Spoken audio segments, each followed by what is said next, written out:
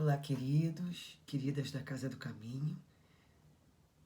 Estamos aqui, não é? Dando continuidade a esses estudos, aos cursos da nossa casa tão querida, tão amada. E agradecendo sempre essa oportunidade de trabalho, de aprendizado. Espero que estejam todos bem e vamos estudar, não é? Antes de iniciarmos o estudo do Evangelho, que é o capítulo 4, a gente vai ler uma pequena lição do livro Lampadário Espírita, de Valdo Pereira Franco, que tem como título Renovação e Reencarnação. Tem tudo a ver com o tema da aula de hoje, que é sobre ninguém verá o reino dos céus se não nascer de novo. Então, a página fala assim: a poda renova a planta, o filtro depura a água, o fogo retempera os metais, a luta dignifica o homem, o sofrimento purifica o espírito, a reencarnação é abençoado e valioso ensejo para a sublimação na longa jornada da imortalidade. O atrito gasta arestas, o instrumento no uso gasta-se. A atividade gasta as energias. A reencarnação gasta as dívidas kármicas pela aplicação da atividade bem orientada, que se deve imprimir ao labor da própria santificação. O amor renova as expressões da coragem. A dor mensura a fragilidade humana. A esperança estimula nos embates renhidos. A alegria espalha bênçãos. A tristeza convida à meditação. A reencarnação é expressiva doação divina para o enobrecimento do espírito em evolução. A chuva abençoa com a abundância. O sol abençoa com a luz e o calor. A noite abençoa com a oportunidade de repouso. A reencarnação abençoa a vida com a renovação de propósitos. O mecanismo de fazer ou deixar de fazer na elaboração da felicidade intransferível e inalienável para todos nós. A encarnação é necessária ao duplo progresso moral e intelectual do espírito. Ao progresso intelectual, pela atividade obrigatória do trabalho. Ao progresso moral, pela necessidade recíproca dos homens entre si. A vida social é a pedra de toque das boas ou más qualidades. Graças a Deus. Então, vem falar, da renovação, da reencarnação, que essa lei, esse dogma proporciona a todos nós. Mas a gente observa, não é, que esse tema ele vem chamando a atenção para o trabalho, né? O trabalho do bem, do esforço que a gente tem que fazer em cada oportunidade que Deus dá a todos nós, de nós nos depurarmos, de nós corrigirmos as nossas escolhas equivocadas, não é? Então, vamos agora elevar os nossos pensamentos, agradecendo a Deus por essa oportunidade, a Jesus, nosso Mestre de amor, esse momento de muita paz, esse momento de estudo, esse momento onde a gente pode compartilhar os ensinamentos trazidos no Evangelho segundo o Espiritismo, as palavras do Mestre, as suas lições e pedir que possamos ter a paz, a calma, que possamos ser intuídos com boas palavras, com boas vibrações, e que essas vibrações elas alcancem todos os corações tão necessitados de amor, de luz, de paz e de esperança. Obrigado, Mestre amado. Obrigado à espiritualidade tão querida da nossa casa, tão amada. E obrigado, Pai, esse Pai justo, misericordioso e bondoso. Que assim seja, graças a Deus. Bom, então, nós vamos começar, não é? O estudo que corresponde ao item 4. Ninguém pode ver o reino de Deus se não nascer de novo. Vai do item 21 ao item 26. Tá? Os colegas das explanações anteriores, eles falaram sobre a reencarnação, né? Falaram que os judeus chamavam a reencarnação de ressurreição. Viram explicar a diferença entre esses dois temas, tá? E hoje nós vamos falar sobre as doutrinas anti-reencarnacionistas, né? Então, vamos lá. Vamos começar a ler o item 21. Vejamos agora as consequências da doutrina reencarnacionista. Essa doutrina anula necessariamente a pré-existência da alma. E as almas sendo criadas ao mesmo tempo que o corpo, não existe entre elas nenhum laço anterior. São completamente estranhas umas às outras. O pai é estranho ao seu filho e a filiação das famílias acha-se assim reduzida. Somente a filiação corporal, sem nenhum laço espiritual. Não há, pois, nenhum motivo para se glorificar de haver tido por antepassados esses ou aqueles personagens ilustres. Com a reencarnação, antepassados de descendentes podem ter se conhecido, vivido juntos, terem se amado e se reunirem mais tarde, a fim de estreitarem seus laços de simpatia. Tá? Então, muito bem. A gente sabe que por muitos séculos, eu tô com a voz, minha garganta tá, mas vamos lá. Por muitos séculos, algumas culturas, né, em especial as ocidentais, elas pregaram a doutrina anti-reencarnacionista, né? Ou seja, essas doutrinas acreditavam que a pessoa morria, desencarnava e era o fim de tudo, se esgotava tudo, né? Não existia o além-túmulo, não haveria reencontros. Mas por que Kardec trouxe esse tema? Né? Depois de falar sobre laços de família, depois de falar sobre reencarnação, sobre ressurreição.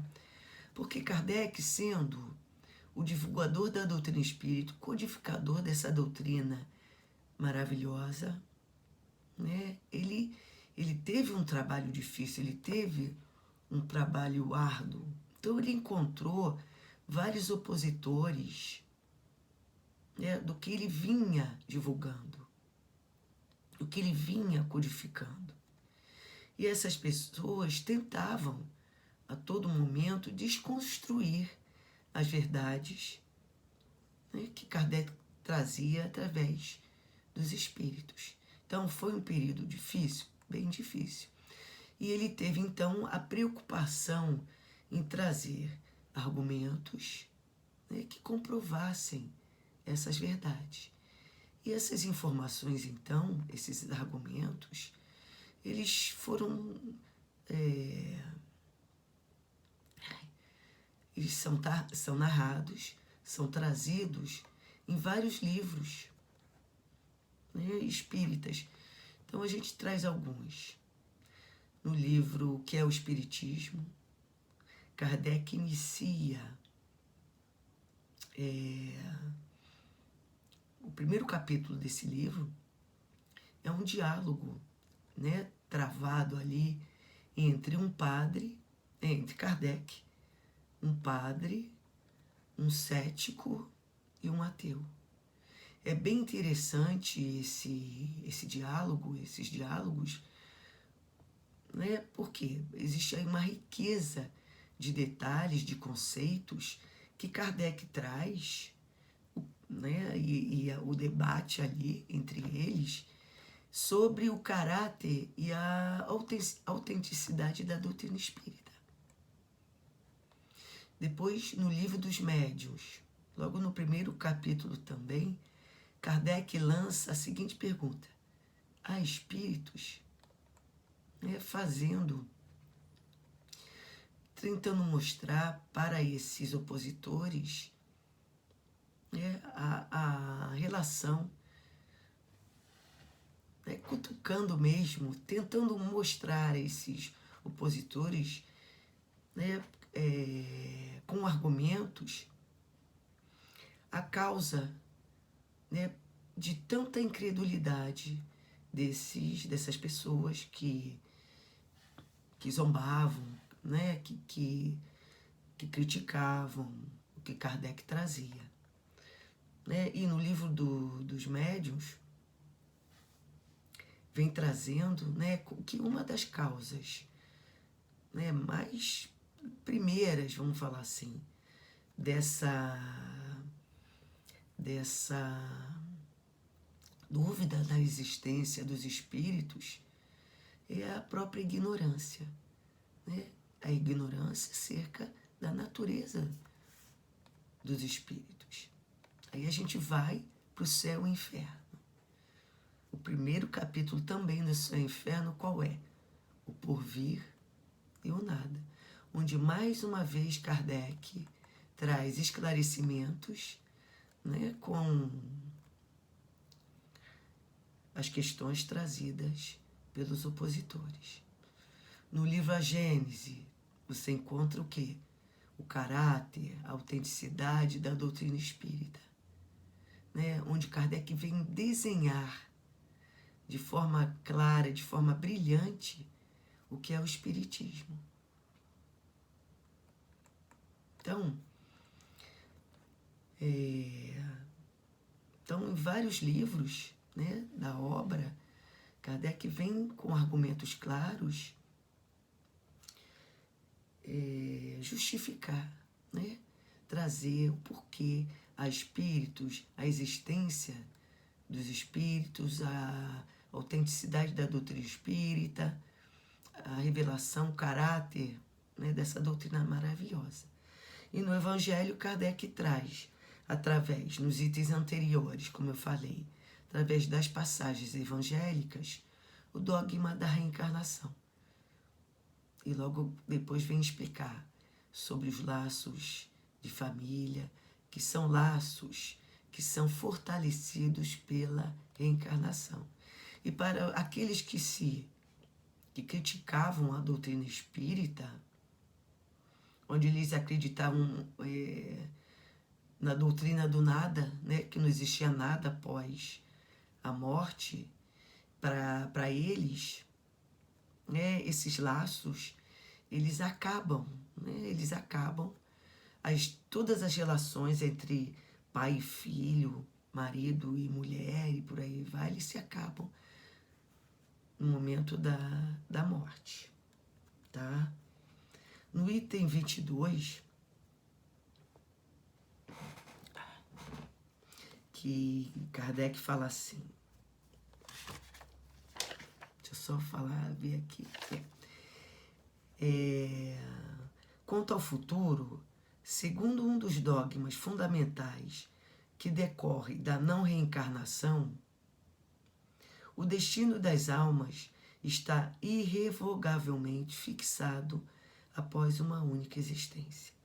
A fixação definitiva do destino traz, como consequência, a interrupção de todo o progresso, visto que se há qualquer progresso, não há mais destino definitivo, fixado, conforme tenham vivido, bem ou mal. As almas vão de imediato para a morada dos bem-aventurados ou para o inferno eterno. Assim, elas são imediatamente separadas para sempre. Então, conforme a gente entende desse trecho, conforme a gente viveu, né, quando encarnados, agindo como essa doutrina vem falar, agindo do bem, iremos para onde? Para as moradas celestiais. Se agirmos no mal, de forma equivocada, iremos para o inferno. E dessa forma, como ele fala aqui, não é? As almas são separadas para sempre. Tá? Como Kardec veio explicar. Aí continuando, sem esperança de algum dia se reencontrarem, de tal maneira que pais, mães e filhos, maridos e esposas, irmãos, irmãs, amigos, jamais estão certos de voltarem a se rever. É o rompimento absoluto dos laços de família. Mas imagina se fosse dessa forma, não é? Mas Deus, na sua bondade, né, na sua misericórdia, né, e somos filhos dele, desse Pai tão bondoso, será que ele iria negar a possibilidade, não é, de todos nós, seus filhos, primeiro, né, de reparar o mal que a gente tenha praticado, o mal que a gente praticou, que a gente tenha feito? Será que ele ia negar para todos nós essa possibilidade de a gente reparar esses erros que a gente cometeu?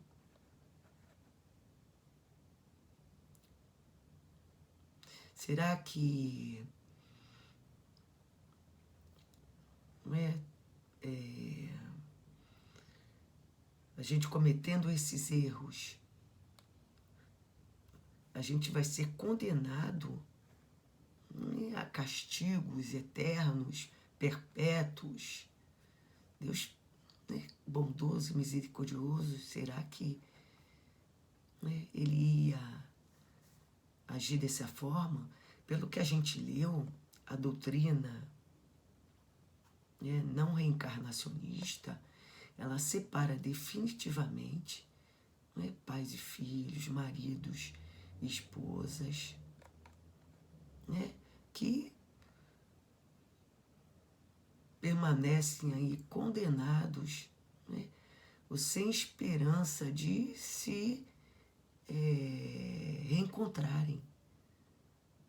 Então, a ideia de uma vida só, ou, né, a unicidade da existência, o que ela faz? O que ela leva, né, a gente pensar? A destruição total desses laços, né? Laços de amor, né? Laços de esperança, laços de convívio. É o contrário que a doutrina, que a reencarnação traz para a gente. Né? Ela traz o que? A esperança. Né? A gente tem certeza que a gente vai encontrar os nossos queridos, que eles vibram por nós, não é? Que eles estão ligados a nós, né, pelos laços de amor que são eternos, não é?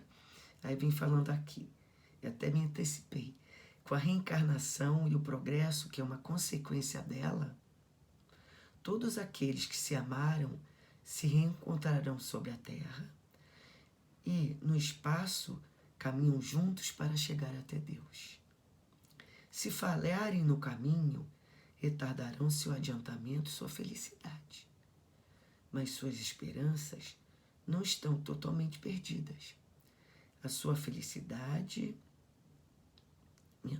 ajudados, encorajados e sustentados por aqueles que os amam. Um dia sairão do lamaçal em que se atolaram. Enfim, com a reencarnação, existe uma perpétua solidariedade entre encarnados e desencarnados. Daí o estreitamento dos laços de afeição. Então, isto é, a reencarnação vem informar que todos que se amam, né, voltam a se reencontrar. É como Jesus disse, nenhuma ovelha se perderá, não é?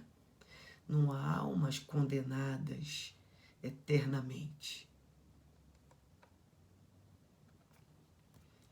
Em resumo, 4 alternativas se apresentam ao homem para o seu futuro além túmulo. Então ele vem falar assim: o nada, primeiro, o nada, segundo a doutrina materialista. É aquela coisa que a gente falou, morreu, acabou. Segundo, a absorção no todo universal, conforme a doutrina panteísta. Terceiro, a individualidade da alma com fixação definitiva do destino em conformidade com a doutrina da igreja. É aquilo que a gente falou. Você morre, desencarna, ou vai para o céu ou vai para o inferno. Quarto, a individualidade da alma com progressão infinita, segundo a doutrina espírita. É o progresso constante. Né? Então, nas 2 primeiras alternativas, que é o nada e a absorção no todo universal, né, os laços de família aí, eles são interrompidos. Não há reencontro. Né? Na terceira, que é a individualidade da alma com fixação definitiva do destino, né? E a individualidade da alma, na terceira, só na terceira, existe o quê? A possibilidade do reencontro. Mas há um porém aí. Haverá um reencontro se as pessoas, se os espíritos, eles estiverem no mesmo meio, que pode ser o quê? O inferno ou o céu, não é?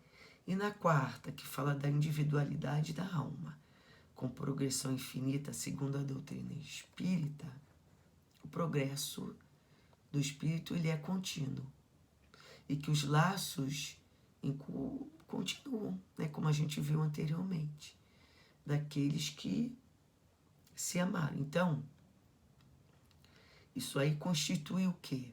A verdadeira família.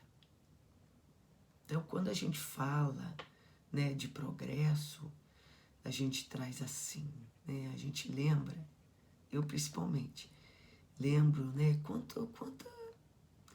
quantas pessoas assim, com mais idade, né, vamos falar da terceira idade, começaram a se interessar pela internet, começaram a navegar pela internet. Quantos idosos? E quantos idosos sabem mexer no celular com uma facilidade? Isto aí é o quê? É o progresso. Não é? É o espírito querendo aprender mais. É o progresso acontecendo. E essas pessoas aproveitando essa oportunidade, né, que chega até nós. Quanto nesse momento de pandemia a gente teve que se reinventar, não é? Aprendendo a dar aulas online, aprendendo a gravar aulas. Isso é o aprendizado que vai ficar, né? Que a gente conquistou, que a gente quis aprender. Né? Bom, aí Kardec, então, lança 2 perguntas aqui, né, que está nas instruções dos espíritos.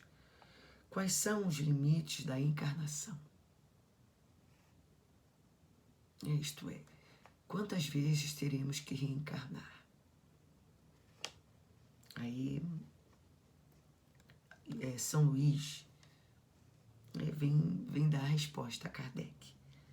A encarnação, propriamente falando, não tem limites nitidamente traçados, se considerarmos apenas o envoltório que constitui o corpo do espírito, visto que a materialidade desse envoltório diminui à medida que o espírito se purifica.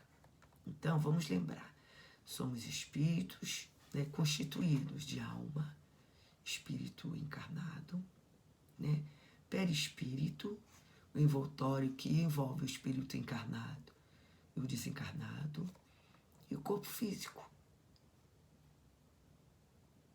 Né? Kardec ele vem fazer 2 perguntas. Uma é essa, quais são os limites da encarnação?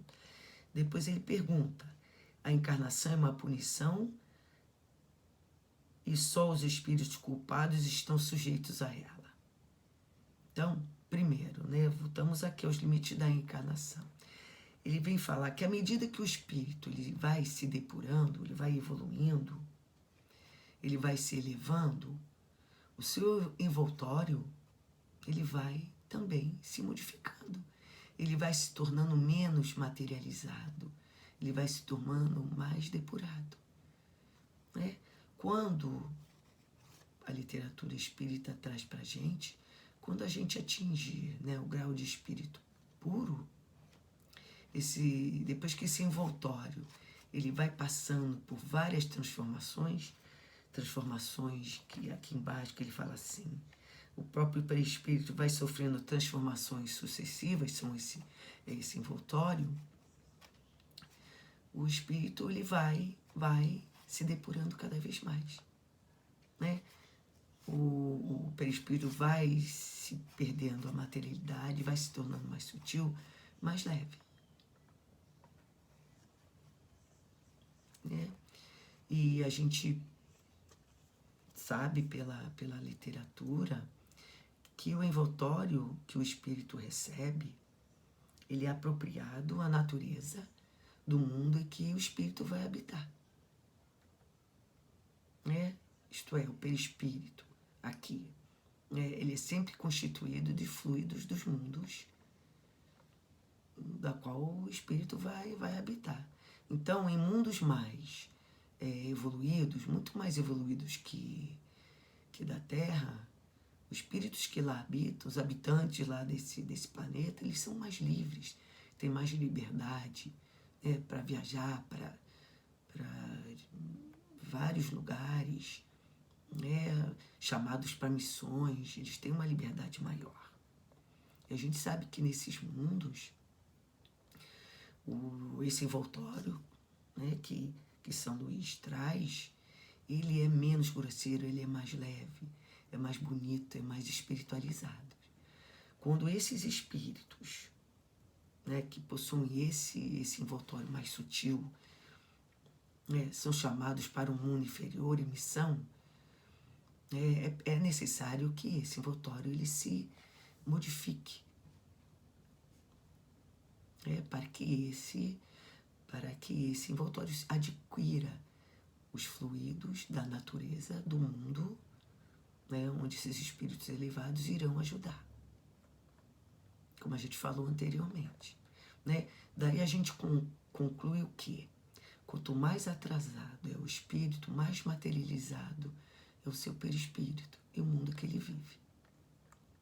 Quando a gente estuda assim, há muitas moradas na casa do Pai, que a gente já leu anteriormente, a gente lê sobre os mundos primitivos, os mundos de expiações, né, de provas. Esses mundos foram considerados por Kardec como mundos inferiores. Portanto, basta a gente pensar aqui na Terra. né? Nós, né, que habitamos esse mundo, que está passando aí por toda essa movimentação, né, de mundo de expiação e prova para mundo de regeneração, a gente ainda precisa, a gente está sujeito ainda a reencarnar. A gente ainda precisa passar por essa lei, né, para que a gente se depure através de quê?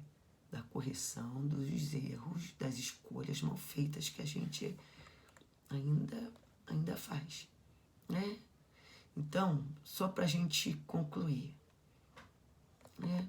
A gente só vai se libertar, né, das encarnações em mundos inferiores quando a gente alcançar, vamos falar assim, um patamar, uma evolução que vai permitir com que a gente viva em mundos superiores. Aí a gente, né, não vai precisar mais ter necessidade de encarnar. Aí sim vai estar o quê? O limite das encarnações, que vai depender de quê? Do nosso esforço, né, da gente vencer o nosso orgulho, dos nossos vícios. Então depende da gente. Esse limite aí que Kardec pergunta. Qual é o limite da encarnação? Vai ser desde o momento que a gente se depurar, né, como espírito. A gente vai finalizando, né, nosso estudo, agradecendo a Deus, a Jesus, a espiritualidade amiga tão presente, sempre, né, vibrando pelo nosso crescimento. Um beijo no coração de cada um e até a próxima.